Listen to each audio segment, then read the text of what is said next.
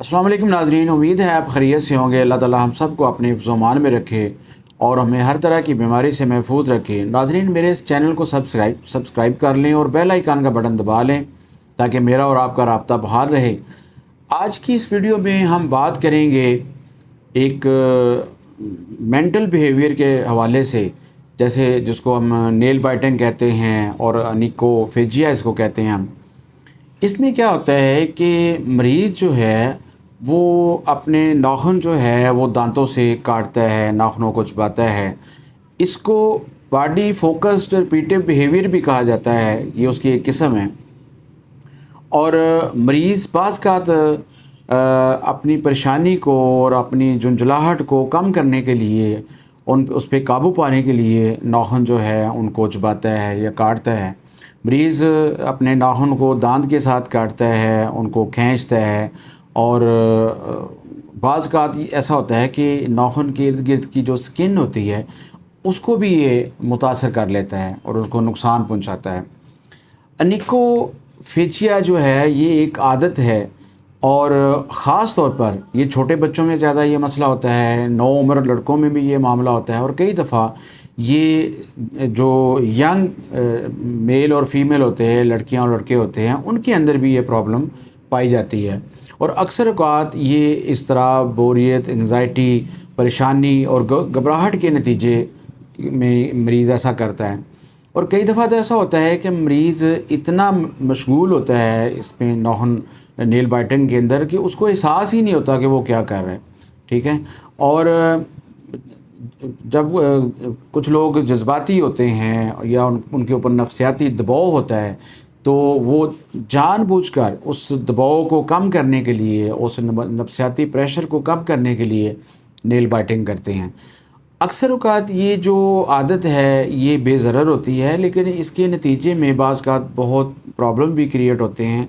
जैसे कि मरीज़ जो नेल बाइटिंग करते हैं उनको वो जज्बाती तौर पर बहुत मुतासर होते हैं, क्योंकि नेल बाइटिंग करने की वजह से उनके नाखून जो हैं वो बिल्कुल आगे से ख़त्म हो जाते हैं। और ख़ास तौर पे लेडीज़ जो हैं वो जब किसी फंक्शन में जाती हैं तो उनको बड़ी शर्मिंदगी उठानी पड़ती है वहाँ, और वो नोटिस में आ जाती हैं। फिर इससे इन्फेक्शन फैलने का ख़तरा होता है और मुंह के अंदर जैसे दांतों के मसाइल हो जाते हैं, मसूड़ों में इन्फेक्शन हो जाती है और नाखून और उनकी स्किन जो है वो बहुत ज़्यादा मुतासर होती है। तो नाज़रीन, अब हम बात करते हैं कि नेल बाइटिंग के लिए होम्योपैथी में इलाज जो है वो किस तरह किया जाता है। तो नाज़रीन, होम्योपैथी के अंदर 69 से ज़्यादा मेडिसिन ऐसी हैं जो कि नेल बाइटिंग के लिए इस्तेमाल होती हैं और जो इस बुरी आदत को ठीक कर देती हैं, छुड़वा देती हैं। तो आज उनमें से एक मेडिसिन को हम यहाँ डिस्कस करेंगे जिसका नाम है हायोसाइमस नाइगर। हायोसाइमस नाइगर जो है ये होम्योपैथी की एक बहुत ही ज़बरदस्त मेडिसिन है जो अनिकोफेजिया के लिए इस्तेमाल होती है और मरीज़ को सुकून देती है, इस आदत को छुड़वा देती है। ये उन लोगों के लिए इस्तेमाल ज़्यादा होती है, यानी वो बच्चे जो नेल बाइटिंग करते हैं और उस वक़्त करते हैं जब वो एंग्ज़ायटी के अंदर होते हैं या स्ट्रेस के अंदर होते हैं, तो हायोसाइमस इस मसले को बहुत जल्दी ठीक कर देती है।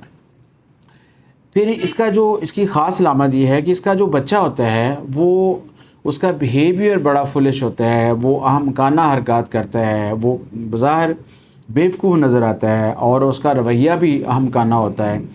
फिर ये उन बच्चों में के लिए इस्तेमाल होती है जो नेल बाइटिंग करते हैं और बहुत जल्द नर्वस हो जाते हैं, घबरा जाते हैं। तो अगर ऐसे बच्चे नेल बाइटिंग करते हों तो हायोसाइमस जो है वो बहुत अच्छा काम करती है। हायोसाइमस का मरीज़ जो होता है, यानी ये उस मरीज़ के लिए इस्तेमाल होगी जो नेल बाइटिंग करता है लेकिन वो बहुत ज़्यादा इमोशनल हो, जज्बाती हो और नेल बाइटिंग करता हो, तो हायोसाइमस इस मसले को ठीक कर देती है।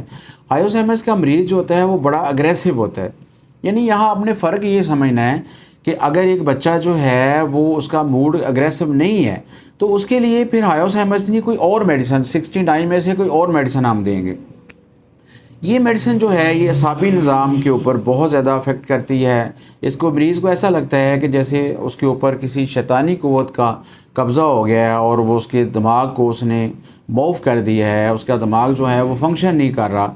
तो अगर ऐसा मरीज़ जो इस तरह की कैफियत को समझता है और वो नेल बाइटिंग करता है और वो बहुत झगड़ालू है। और इसमें एक और ख़ास बात जो है इस दवाई की, ये उन मरीज़ों के लिए होती है जो फोश हरकत करते हैं और अपना बिहेवियर उनका बड़ा फोश होता है।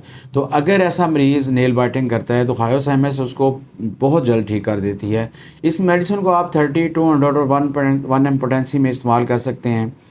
नाज़रीन, अगर आपका बच्चा इस तरह की किसी नफ्सियाती मर्ज़ के अंदर मुब्तला है और वो उससे आप बहुत ज़्यादा परेशान हैं, तो आप नसीर होम्योपैथिक क्लिनिक से ज़रूर रब्ता कीजिएगा, इंशाल्लाह उसका ये मर्ज़ ठीक हो जाएगा।